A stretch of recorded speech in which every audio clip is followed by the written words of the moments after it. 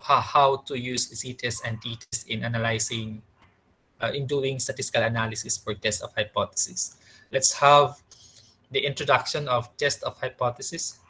Let me share my screen for a while. Opening the file now, then uh, share. Okay. Testing of hypothesis.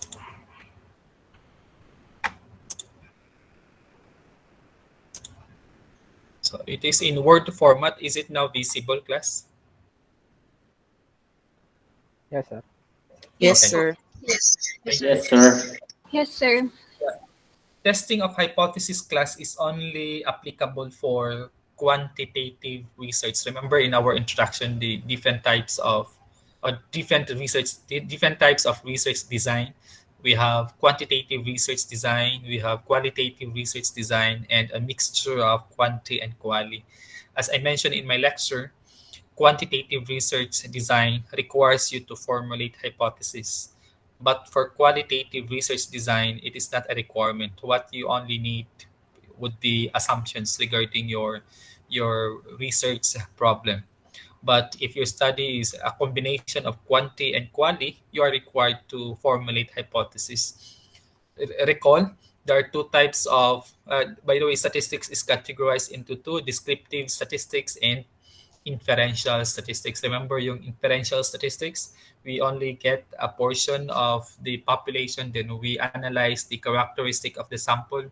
Then the moment we make conclusion or inference or generalization from sample to population, that is statistical inference or inferential statistics. And that requires hypothesis. We have to develop hypothesis studying the characteristic of the sample. That cannot be in qualitative research. So what is statistical hypothesis? It is an assumption about a population parameter. So we have the characteristic of the population, class, is known as parameter. The characteristic of the sample is known as statistic.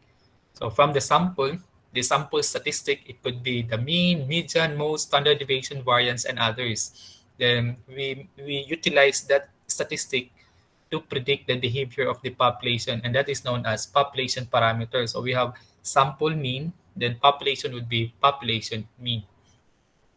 So hypothesis, statistical hypothesis, it is an assertion subject to verification. That's why we have to gather data, then analyze the data, then we will conduct statistical analysis, whether we accept or reject hypothesis. Hypothesis testing refers to the formal procedures used by statisticians or researchers to accept or reject statistical hypothesis, as I mentioned. We have here hypothesis, class. This is the plural form of hypothesis. So if there's only one hypothesis, that is hypothesis SI. More than one, we have two or three, that could be hypothesis, the SES. So, hypothesis testing, it is a process of making an inference or conclusion or generalization on population parameters based on the results of the study on samples. So the assertion we hold as true until we have sufficient statistical evidence to conclude otherwise. In hypothesis testing, one draws conclusions about the population using sample data. There are two types of hypothesis, class. We have the null hypothesis and the alternative hypothesis. In research, especially in thesis writing or dissertation writing, usually ang pinipresent lang ay null hypothesis. Ang alternative ay hindi na pinipresent.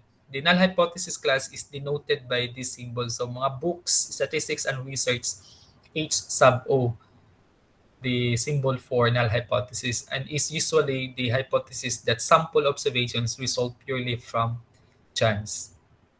The null hypothesis must always express the idea of non-significance of difference or relationship. Example, class, you have two groups. Pag two groups, you want to check, example, yung sa accounting department and HR department, you want to check if there's a difference in their point of views pertaining to a certain issue. So the null hypothesis would be there's no significant difference between the opinion of the accounting department and the HR department. But a relationship, Hindi siya significant difference. Iba ang relationship. Example, you want to determine the number of years, length of stay working in an organization. Is it related to the age? So the age is it related to the number of years working in the organization? So your null hypothesis would be there's no significant correlation. Hindi siya difference. So there's no significant correlation between the age and the length of service. The null hypothesis is the hypothesis to be tested.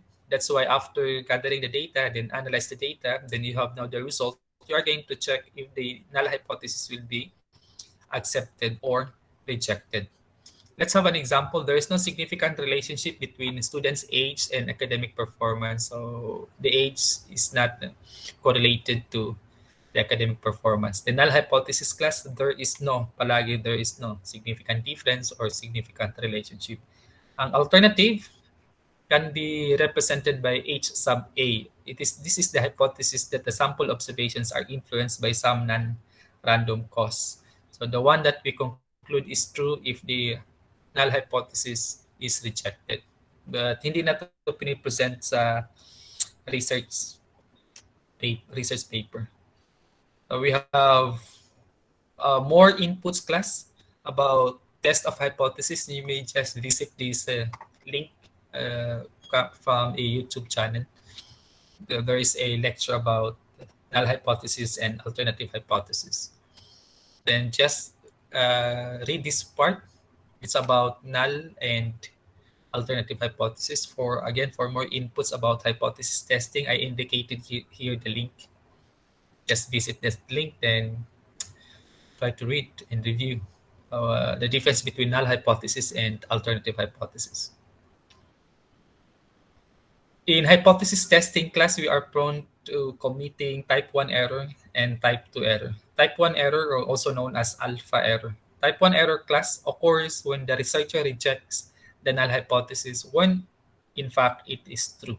So the error of concluding that there is something, meaning there's a difference or change or an effect, when in reality there is none.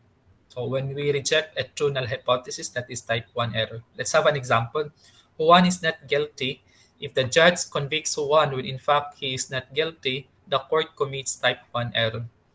The symbol is read as alpha, which means level of significance. In rejecting or accepting null hypothesis class, we always check it against the level of significance. Type 2 error, also known as beta error. A type 2 error occurs when the researcher fails to reject a null hypothesis that is false. So the error of concluding that there is nothing, meaning no difference or no change or no effect, when in reality there is. Accepting a false null hypothesis is type 2 error. Let's have an example. Juan is not guilty. If the judge acquits Juan when in fact he is guilty, the court commits type 2 error. And type 2 error is also known as beta error. The probability of not committing type 2 error is what we call the power of the test. If your decision class is you reject the null hypothesis, when in fact the null hypothesis is actually true, then that is type 1 error. The decision is failed to reject null hypothesis when in fact the null hypothesis is actually false, then that is type 2 error. More inputs or discussion about type 1 and type 2 errors class, just visit this link. As I mentioned kanina, the level of significance should be checked against the p-value for us to know whether we are going to accept or reject the null hypothesis. The p-value class, automatically, this will be computed by Excel using data analysis toolpath. The p-value, the strength of evidence in support of a null hypothesis, is measured by the p-value. Suppose the test statistic is equal to S. So the p-value is the probability of observing a test statistic as extreme as S, assuming the null hypothesis is true. So if the p-value class is less than the significance level, we reject the null hypothesis. Example, the level of significance class is 5%, which is the usual 5%, and the p-value is 0.02. So 0.02 is less than the level of significance 0.05. So what shall we do with the null hypothesis? We are going to reject the nulls. The null is there is no. The there is no is being rejected. Therefore, our remarks would be there's a significant correlation or significant difference between two variables. Now, if you don't have laptop, you don't have internet, the, the option would be you have to use the manual way of determining whether accept or reject the null hypothesis using the tabular values. And in tabular values, we can locate that in the region of acceptance, or also known as region, the where the basis in basis in deciding whether accept or reject the null hypothesis. The region of acceptance, this one class is the range of values. So if the test statistic falls within the region of acceptance, the null hypothesis is not rejected. Pasok siya sa region of acceptance. We'll have the graph later. So the null hypothesis is not rejected. If the region of acceptance is defined, the region of acceptance is defined so that the chance of making a type 1 error is equal to the significance level. You have the set of values outside the region of acceptance is called the region of rejection. So if the test statistic falls within the region of rejection, the null hypothesis is rejected. In such cases, we say that the hypothesis has been rejected at the alpha level of significance. By the way, ang level of significance ay pwede ito 1%, 2%, 3%, 4%, 5%. Ang magde-decide ng level of significance is statistician and the researcher. Of course, for classroom purposes, ako ang magde-decide for level of significance. More input about decision rules on the p-value and region of acceptance class, you may just visit this link. For the graph, again, for 95% confidence level, dito yun if the p-value class falls here, the unshaded portion, ito yung region of acceptance at 95%, also known as the non-rejection region. The rejection region would be the shaded portion. So yung rejection region, the left, and dito yan sa right. Again, more inputs about rejection region, just visit this link. Doing hypothesis testing class, it could be one-tailed or two-tailed test. So when can we say it is one-tailed and when can we say it is two-tailed? So a test of statistical hypothesis where the region of rejection is only one side of the sampling distribution, one side class, whether it is in the left side or it is in the right side. It is called as one-tailed. Example class. Suppose the null hypothesis states that the mean is less than or equal to 10. So meaning it cannot be greater than. So the mean is less than or equal to 10. The alternative hypothesis would be that the mean is greater than 10. So because the null is less than or equal to 10. Therefore, our alternative would be the mean is greater than 10. So the region of rejection, that is one tail. The region of rejection would consist of a range of numbers located at the right side of the sampling distribution. That is a set of numbers greater than 10. So we have, ito yung acceptance region or non-rejection region. If the value falls here, we will not reject the null. So if the value falls here in the shaded portion, we reject the null at 5% level of significance. A test of a statistical hypothesis where the region of rejection is on both sides of the sampling distribution is called two-tailed. So for example, suppose the null hypothesis states that the mean is equal to 10. So ang mean class null hypothesis is equal to 10. Therefore, the alternative would be it could be less than 10 or it could be greater than 10. Basta hindi siya equal to 10. So the alternative hypothesis would be the mean is less than 10 or greater than 10.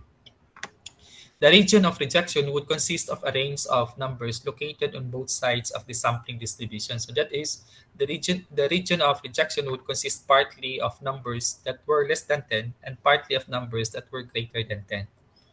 Ito yung graph. Again, for more discussion about this topic, just visit this link. This is the acceptance region, accepting the true null hypothesis. The shaded portions are the critical region. It is the region where true null hypothesis is rejected. In summary, one tail is used if the alternative hypothesis is directional. Ano yung mga directional? May specific direction. Example, the yield is greater than, so that's on the more than the mean, or the mean score is less than, so it is less than the mean. So one direction only. Two-tailed, it is used if the alternative hypothesis is non-directional, meaning either ano siya, less than or either greater than. Example, score A is not equal to score B. So this one is non-directional. So either the score A is less than B or score A is greater than B, the alternative. Now, there's no rule to identify the one-tailed and two-tailed test of hypothesis, but generally, if direction of difference is not given in the statement of the hypothesis, pag wala sa class, not mention na ang difference in the statement of hypothesis, then we use two-tailed test. Ito yung rule of thumb. Similarly, if the direction of difference like at least, at most, increase, decrease, majority, minority, and so on and so forth, is mentioned in the statement of hypothesis, then we use one tail. Again, if not mentioned, it is presumed two tail. More inputs about this one, just visit this link. Or also understanding hypothesis tests, significant levels, alpha and p-values in statistics, you may just visit this link. As I mentioned kanina, when could we say that we have to accept or reject the null hypothesis? I mentioned nga, it has to be checked against the level of significance. So it is between the level of significance and the p-value. As I mentioned, if the p-value is less than the level of significance, then we are going to reject the null hypothesis. So what is the level of significance? It is a maximum value of the probability of rejecting the null hypothesis, which is 8 sub O, when in fact it is true. The maximum size of type 1 error that the researcher preferred to take risk. So the probability of rejecting a true hypothesis. So the level of significance is a measure of the strength of the evidence that must be present in your sample before you will reject the null hypothesis and conclude that the effect is statistically significant. So if we say 5% significance level, it means that we can accept 5 chances in 100 that we would reject the null hypothesis. One, it should be accepted. So it also implies that you are 95% confident that we have made the right decision. It indicates 5% risk of concluding that the difference exists when there is no actual difference. Degrees of freedom class is only useful if we use manual computation like tabular values against the degrees of freedom. But since we'll be using data analysis toolpack, what we'll be utilizing are only level of significance and p-value. No need for degrees of freedom because this will help us locate only the tabular values, but we will not be needing tabular values. Now, what are the different statistical tools that can be used in testing difference between two means? We may use z-test or t-test.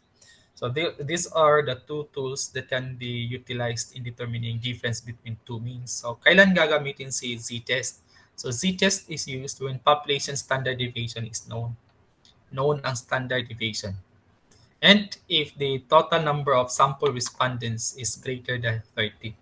So we have to use z-test. Z-test class is only applicable for two groups. If we have more than two groups, then z-test is not applicable. When to use t-test? T-test is used when the sample standard deviations are known, and this is also applied kung ang number of sample respondents class is less than 30. So what would be the steps in hypothesis testing? I decided to only have the first 3 steps. These are the first 3 steps that you need to master in testing hypothesis. Number 1 is you have to, given the problem class, you formulate right away the null hypothesis. Only the null hypothesis. You don't need to formulate the alternative hypothesis. Remember, the null hypothesis is stated in a negative declarative format. There is no. Palaging there is no. So if a difference, there is no significant difference. If it is a relationship, there is no significant relationship. After which, you decide on the level of significance. If you're conducting a study. But in the for classroom purposes, in the exam, level of significance ay given. Ako ang mag-decide sa level of significance. Whether it is 5% or 1%. If it is not mentioned in the problem, whether it is 1% or 5%, it is understood that it is 5%. Given yan kagad class ng 5%. Then the third step, you determine now the test to be used. Anong gagamitin mo? T-test, C-test, person R, Spearman, analysis of variance, or chi-score. Then you compute. Once you compute, then lalabas na yung p-value. You check it against the level of significance. Then you make your conclusion whether you reject or accept the null hypothesis, then come up with your conclusion. That's the steps in hypothesis testing. Degrees of freedom, just skip this. Ito yung mga different formulas. If you use z-test, remember yung assumptions ng z-test. If you want to have sample mean compared with population mean, this is the formula. If you want two sample means, this is the formula. If you want comparing two sample proportions, this is the formula. Then for t-test, again, yung assumption ng t-test, if it is less than 30 sample respondents, then you have to use this formula. If you want to have two sample means, independent measures t statistic, this one is the formula. If you want to have t-test for correlated dependent data, repeated measures design, this is the formula. So kailan to gagamitin? Let's have letter C. When to use t-test? If you want to determine that before administering a certain technique, you will conduct pre-test. After conducting pre-test, you will introduce the new technique. After administering the new technique, you will conduct post-test. Then you are going to check if there's a difference between the pre-test and post-test. Kung may difference class, tapos yung difference niya is higher ang pre-test, higher ang post-test kaysa post-test, higher ang post-test kaysa pre-test, then the difference is found to be the new technology or the new technique is found to be effective. Pag ang post-test ay higher siya sa pre-test. So that is known as t-test for correlated data. Ang t-test for comparing two sample means or independent measures, there's t statistic. You have two groups. As I mentioned kanina, yung group A, group B, or accounting department, HR department. Then you're going to check if there's a difference in their level of commitment. Example, level of work commitment, accounting department and HR department, employees level of commitment. Then you may use t-test independent sample. Kasi the tabular values, if you will have manual way of computing it, then you'll have the tabular values. You can we will skip this part. I just decided to paste this just in case you are interested in determining the tabular values for t-distribution. Then, as I mentioned, we'll be utilizing data analysis toolpath. Then how to use the data analysis toolpath in solving for z-test and t-test. Since we will no longer be discussing how to compute z-test and t-test, I just decided to indicate here the instruction on how to solve z-test and t-test. So just skip this part. Then I think last meeting you already installed Excel in your laptop. No, installed data analysis in your laptop. Am I correct? Yes, sir. Okay. Yes, sir. So Yes, we will sir. just my illustration na on how to use data analysis. Last meeting. Yes, no. How to use data analysis. Yes, sir. Okay, so we'll just skip this part. Practice using Excel data analysis. So skip na natin ito. Okay, there's also online calculator class. Just skip this part. Another option in determining descriptive stat, determining the standard deviation and variance using online calculator, just skip this. Then practice exercise. We will just skip this part. You are not required to comply and do computation of mean, sample, standard deviation, and variance using data analysis toolpack. Okay, so we're done with the introduction of test of hypothesis. Let's proceed to correlation, correlation analysis. Let's have simple correlation.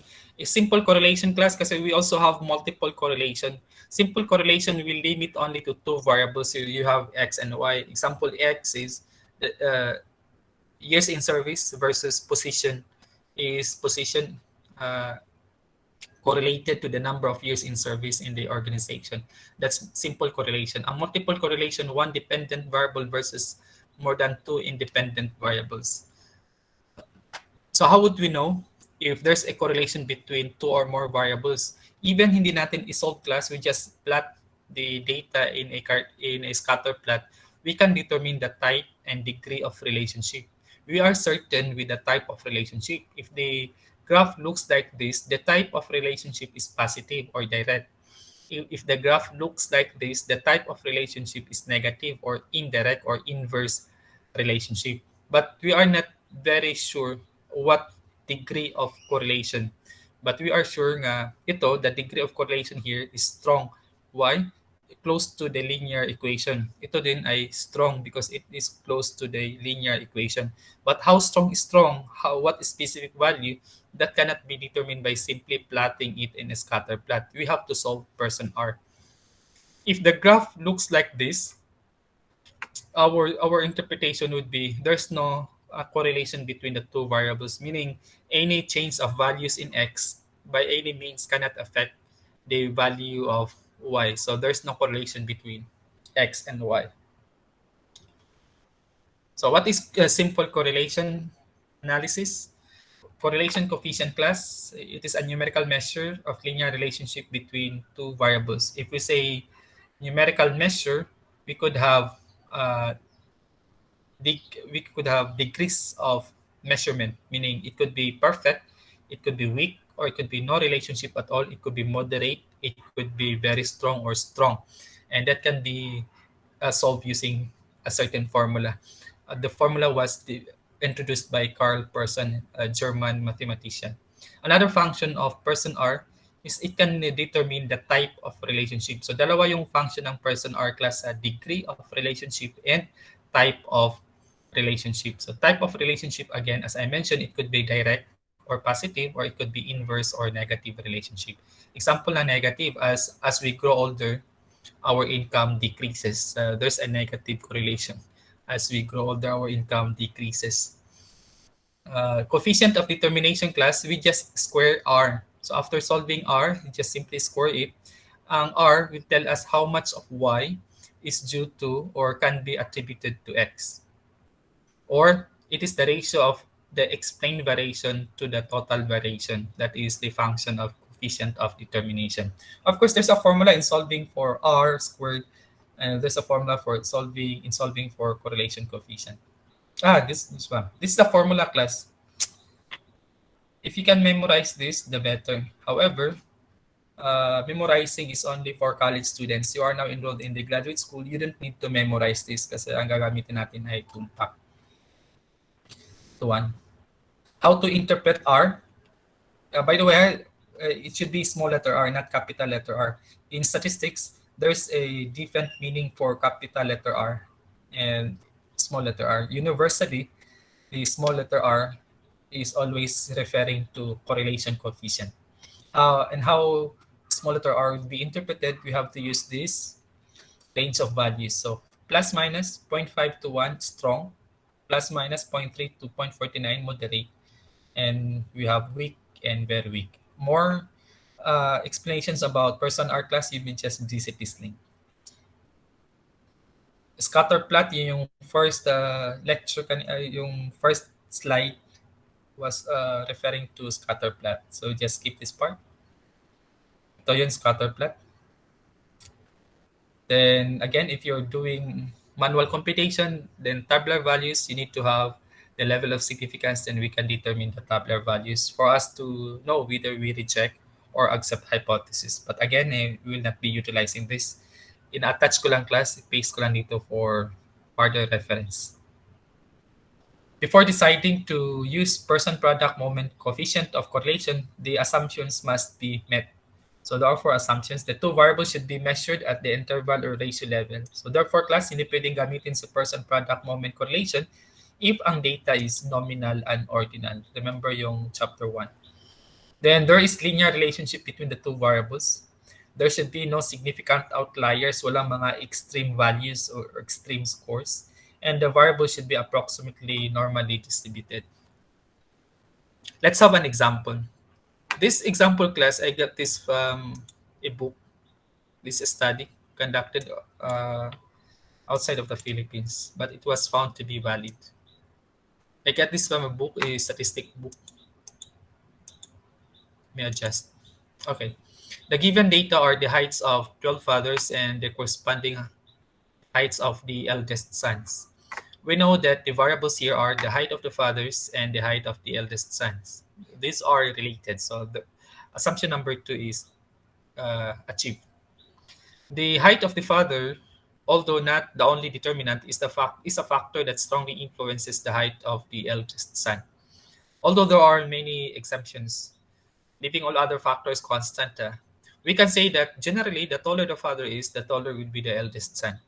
Fine, what our job now is for us to know the degree of correlation present between the two variables, the height of the fathers and the height of the eldest son. Then we will interpret the result. Then also show scatter plot, but it's not a requirement. We will now check the degree of correlation between the two and is the established correlation significant or not at 5% level of significance. So these are the data class. Kindly encode the data in your Excel. Let me forward. I will open an Excel window. We will input the data.